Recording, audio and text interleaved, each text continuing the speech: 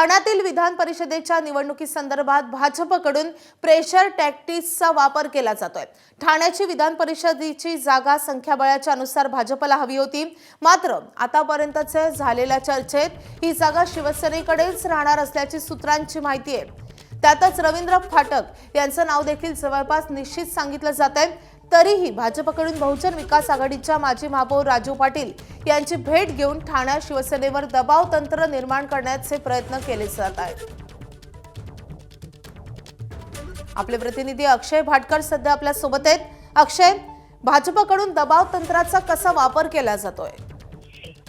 माधवी, आपल्याला माहितीच आहे की भाजप जे आहे ते भाजपची सध्या ठाण्याच्या विधान परिषद निवडणुकीमध्ये संख्या जास्त आहे, कारण की ठाण्यामध्ये संपूर्ण ठाणे आणि पालघर जिल्ह्यामध्ये भाजपचे नगरसेवक जास्त आहेत। त्यामुळे ही जी संख्याबळाच्या नुसार जर आपण पाहिलं तर ठाण्याची जी सीट आहे ती भाजपला मिळावी अशी अनेक भाजपच्या स्थानिक नेत्यांची इच्छा आहे।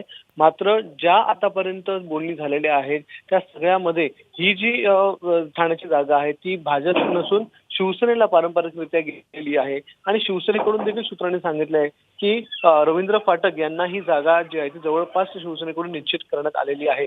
मात्र तरी देखील राजू पाटील यांची जी भेट घेण्यात आलेली आहे त्या भेटीवरून आपल्याला हेच लक्षात येते की कशा प्रकारे भाजप स्वतःकडे ठेवण्यासाठी कुठे ना कुठे प्रयत्नशील आहे। अजूनही ही जागा जी आहे ती भाजपला मिळावी यासाठी हा प्रयत्न केला जातोय का, हा प्रश्न या ठिकाणी पडतोय। शिवसेनेच्या देखील आपण काही सूत्रांशी बातचीत केली, त्यावेळी देखील त्यांनी असं सांगितलंय की ही जागा जवळपास निश्चित झालेली आहे आणि आता यावर आणखीन काही बोलणी जी आहेत त्या होणार नाही आहेत। बविया संदर्भात देखील जे विलिनीकरणाच्या चर्चा होत्या त्या देखील शिवसेनेच्या वरिष्ठ सूत्रांनी या खोडून काढलेल्या आहेत। त्यामुळे क्षितिज ठाकूर असेल किंवा राजू पाटील असेल यांचा विचार केला जात नाहीये।